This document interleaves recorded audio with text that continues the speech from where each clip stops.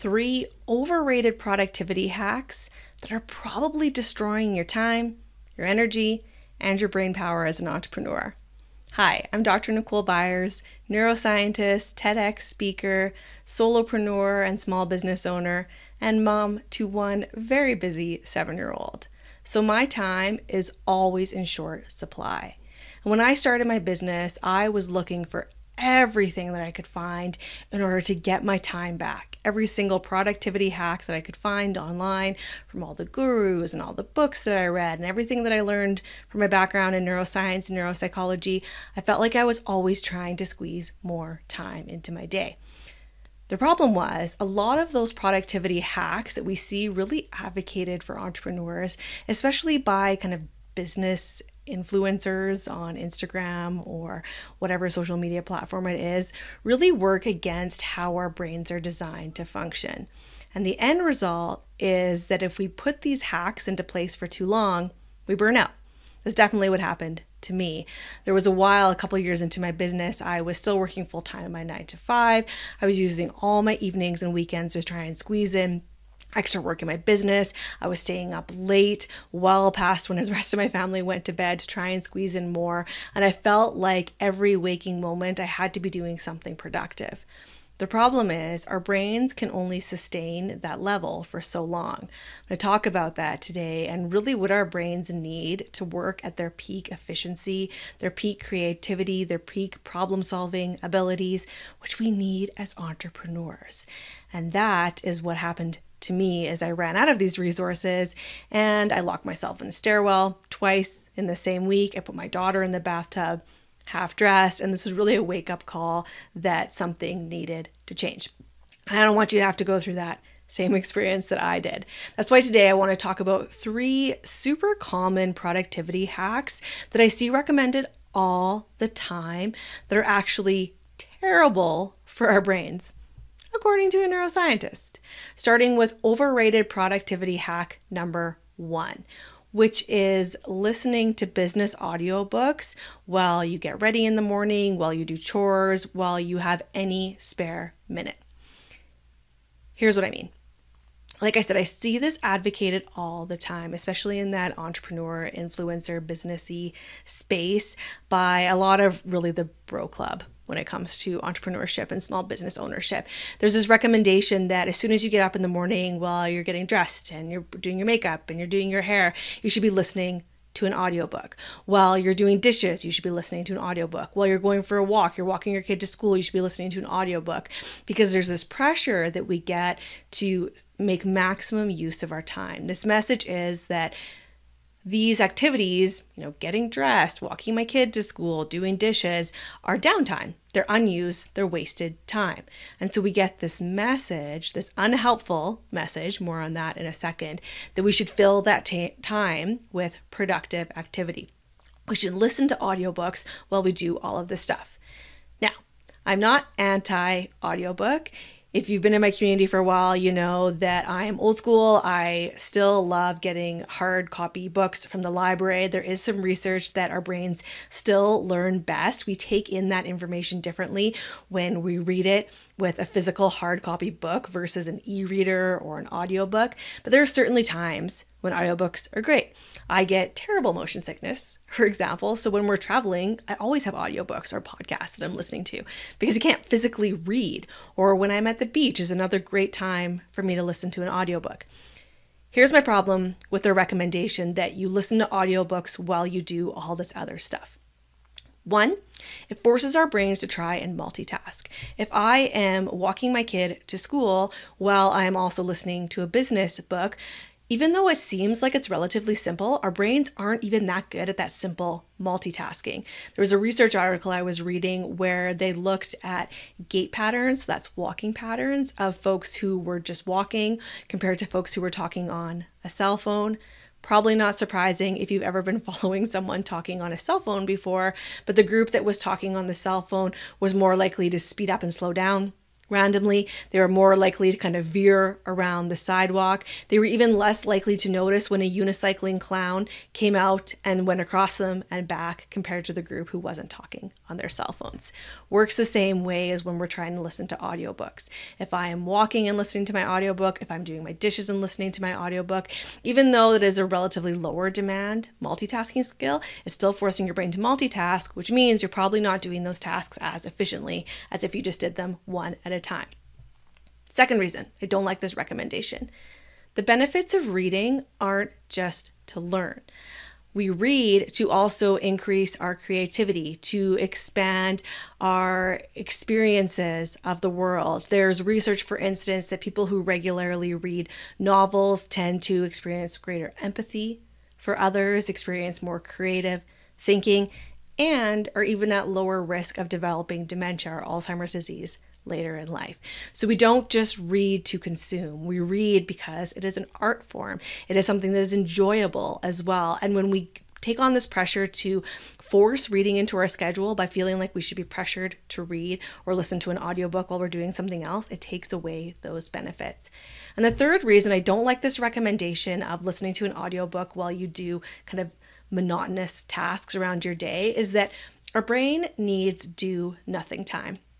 If you have ever been standing in your shower and you get brilliant ideas for your business, or you think of the best way to word a reel or an amazing new hook that you're going to use for your program to really help this concept sink in for your group members, you know what I'm talking about, right?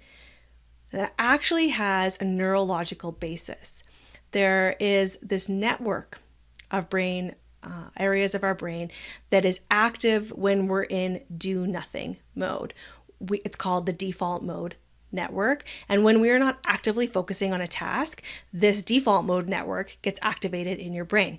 It again is associated with enhanced creativity, enhanced abstract thinking, out of the box thinking, enhanced problem solving, and it is really important for us as especially creative entrepreneurs who are needing to be able to pivot when a launch isn't going well, who need to be able to come up with a new program that's the perfect fit for your audience, who need to be able to problem solve, to figure out solutions to your clients' problems. We need this space in our brain. We need this time for that default mode network to be activated. And if we're always doing something, if we're always feeling the pressure to be on, we can't do it. So save the audiobooks for when you're in the car or when you're on the beach, and give yourself, your brain, some freedom to just do nothing and have that creative space when you're doing those other more mundane tasks throughout the day. Okay, overrated productivity hack number 2. Getting up at 5 a.m., joining the 5 a.m. club to squeeze in a couple hours of bonus work before everyone else gets up.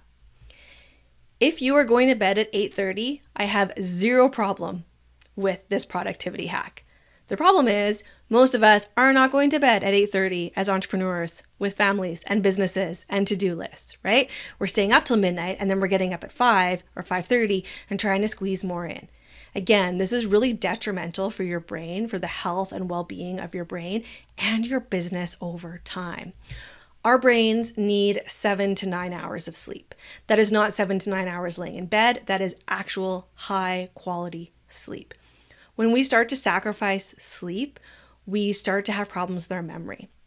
When you are sleeping, that is when your brain encodes new memories. So things you have learned throughout the day get transferred to long-term memory storage. If you are not having adequate sleep, that is not happening. So no wonder you keep leaving your phone in the fridge, or you can't remember that person's name that you've met a million times before and it's right there on the tip of your tongue, but you just can't come up with it. When we are sleep deprived, we are more likely to make mistakes. We are less productive. We are less efficient. So you're going to get less done, even though you're spending more time at work, more hours. There's some really great research done as well that looks at the hours that we work in a week. And once we're working over about 45 hours, our productivity starts to decline pretty sharply. So getting up to squeeze in more is not a good productivity solution. It's probably going to lead to things like burnout, to reduced creativity, to reduced cognitive efficiency, and even health problems like anxiety, depression, weight gain, heart problems as well we can see associated with sleep deprivation. So Don't get up early just to squeeze more in. It's really about maximizing how we use the time and energy that we have during the day in order to succeed as entrepreneurs.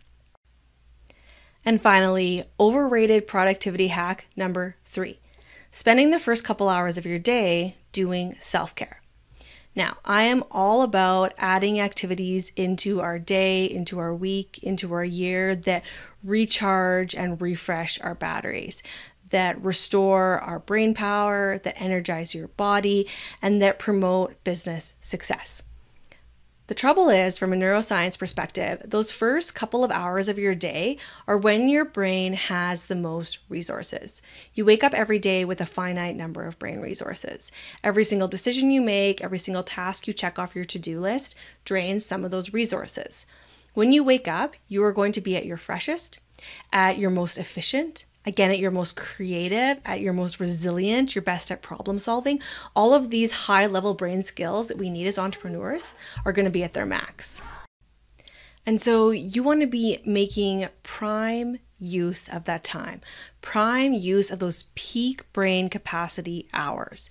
We don't want to be using that time to sit in an ice bath or spend 2 hours meditating or spend 2 hours reading a business book. Yes, all of these things have value. All of them have a place in your day.